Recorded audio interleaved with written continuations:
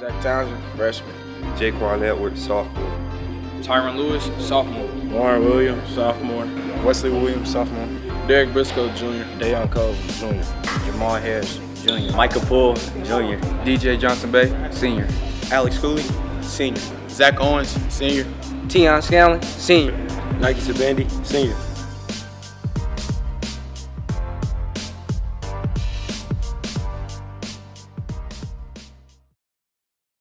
Yeah, you had an opening after your first year of the basketball spot, man. So what were you looking for in a coach when you were on the search?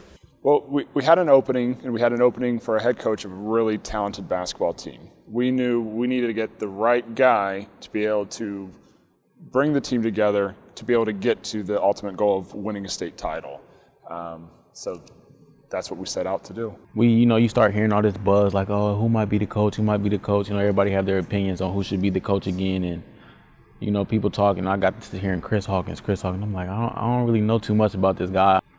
I think it was actually before he even got the job, he came to one of my AAU games to watch me play. And I was thinking like, he ain't even our coach yet. So what is he doing here? And that meant a lot to me for him just to take his time out to come out and even watch us, just to know what kind of kids he'll have on his team and different things like that. We preach that the kids are students first, athletes second. So a good coach, a coach that we're looking for to hire, is someone who is going to develop the entire child. So when we went looking for a basketball coach, we wanted to get that state title, but we also wanted to make sure that the kids who are talented enough to play college basketball were cleared through the NCAA clearinghouse, that they were getting the grades, that they were going to class. So we needed a coach that shared that same vision and would put the work in on and off the floor to make sure the kids are doing the right thing at all times. Went in, talked about the kids, exactly what we need to do academically as far as to get that, the student athlete part of it, because I felt that was a big thing. There's so much history in the school, with 55, 59, 56, just with the championships. I just felt like it, if they would put me in that situation to lead the team, I felt like we could get, over the hump. Then once I got the phone call to my other job, I said, I'll see you later. And so, just let them know. But was happy. But then I knew, we had to, get to work, because there was a lot of work to be done. Obviously, you guys finished season strong, right? But you lost 2 of the first 5 games this year. What was going on there in that early stretch? Well, if you just go back to the first month of the season, we don't look like a very good basketball team. We're 3-2. We lost to solid teams, but those are teams looking back now where like that should have never happened. And the reason we were unsuccessful in those games and we struggled in some of the other wins was we were playing as 5 individuals. Selfish, I can say. We was selfish. We was all searching for buckets instead of playing as a team. Really, when he seen that people was out there on some individual stuff, he started sitting them down, and they realized that, all right, I don't want to be sitting down, I want to play, so they had to buy in. It was probably our egos. But when we got the ball rolling, it was like, okay, everybody bought into the system. We all bought in, bought into our roles, and just accepted the bigger picture. And, we played some pretty good ball, and there were some times where we figured out, okay, hero ball won't help us. And then I think over the season, the kids understood that and then bought into that team concept. Well, there was one box we didn't check off the list this year. We won a tournament down in Vincennes, Lincoln. We won our conference. We won the state championship, but we didn't win the city tournament. So you guys find your stride, you win a bunch of games, played North Central tough, find yourself in the semifinals of the city tournament against Emmanuel. Tell me a little bit about that game, man. Describe those last few minutes for me. I think I was guarding an inbounder. He threw it in, and he cut, and then he got the ball right back, and I was right behind him. Then he threw up a shot. I didn't even see him throw it up. I hit the ground. And he throws it right between the double before we can trap him. Cavassier catches the ball, shoots it. He's at half court, they throw Voss the ball, he just shoots it. Hits it. It drops, nothing but net. Just crushed everything, man. I just grabbed my jersey and put it over. I was mad. And then I look up and everybody just screaming. And me and Michael was on the ground. And I looked at him like, dang, he really just made that. And then everybody's going crazy.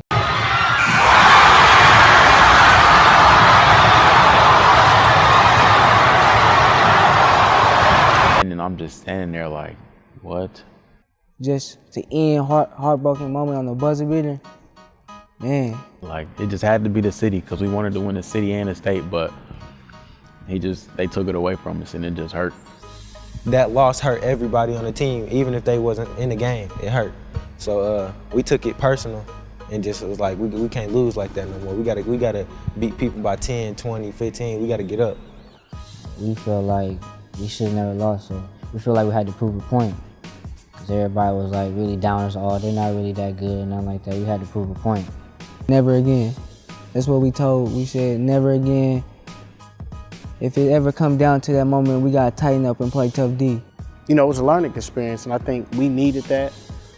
Just like, you know, the North Central game, we needed that to know that we could play with good teams. So it was a tough defeat, but you know, we learned from it, and I think that was one of the biggest really turning point in the season.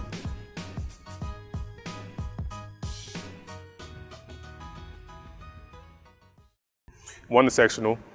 Tell me about that week leading up to regionals, man. When did you realize you weren't going to be able to be on the sidelines? So I felt like the discomfort in my leg like Monday or Tuesday, and we went down to Greencastle Wednesday for practice. As they were practicing in my mind, I'm like, I need to get to the hospital. You know, there's something major, you know, wrong with me because there's no way I could walk. So Coach Hawk was, he was kind of in and out all week with his leg injury.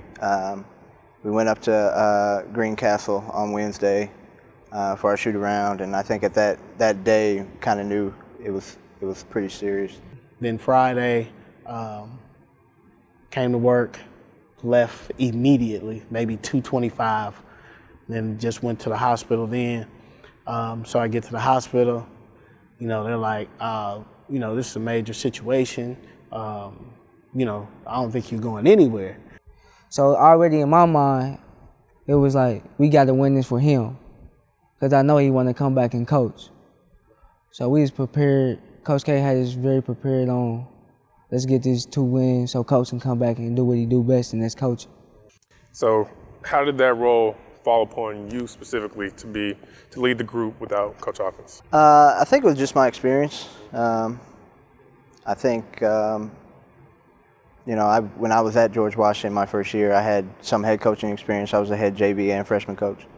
Although I was the head guy on that day, it was definitely a team effort as far as all the coaches together. They were part of the scouting, they were part of the day-to-day plans, so I knew that Coach Kleinfelter was going to be ready to step into that head chair and lead the boys. I knew that Coach Payne or Coach Taylor or Coach Davis, Coach Thompson would be able to step up and help Kleinfelter get our boys to 2 victories. During the game, it's obviously back and forth contest. I heard you say, we've taken their best shot, we're going to win this game. How did you instill confidence in them, and why were you so confident at that moment? You know, I've kind of been saying that all year with the guys whenever we be in tight games, and I knew what we're capable of, and I knew that the kids believed that. They just needed to be told that, you know, again, as kind of like a refresher. So when I said it, I firmly believed it, and you know, ultimately the kids went out there and got it done. He gave us, just saying that gave us inspiration, and it gave us like inspiration to, okay, we're gonna win this game, just calm down.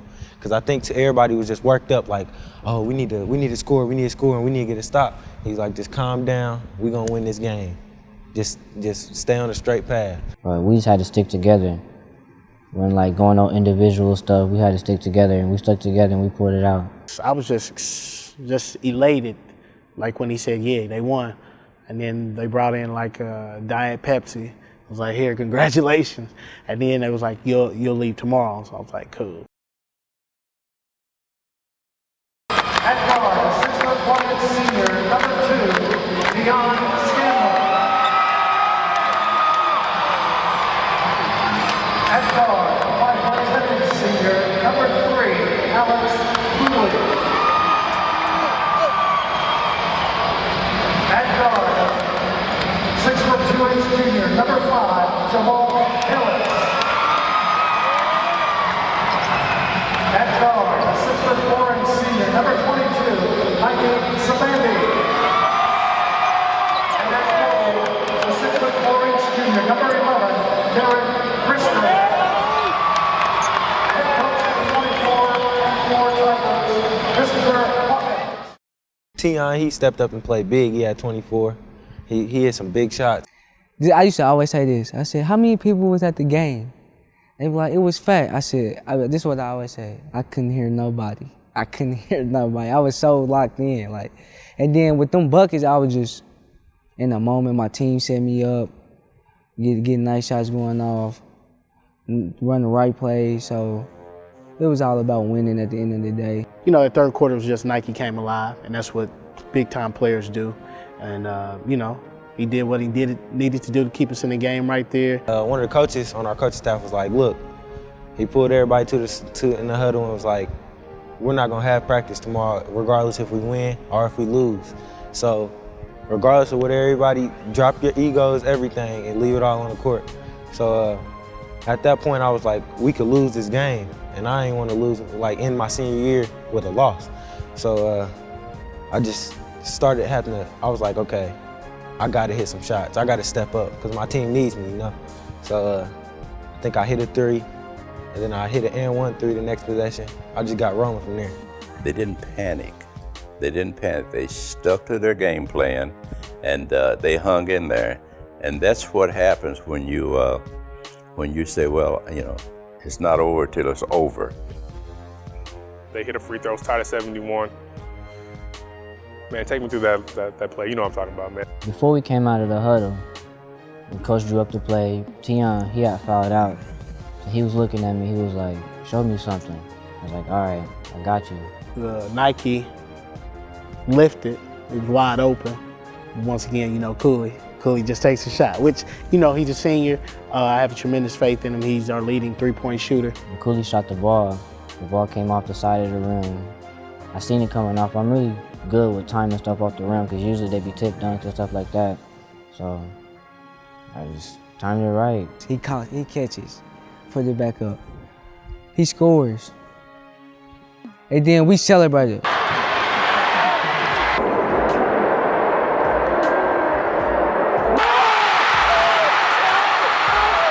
But I was looking at the ref, it was like 0.9 seconds.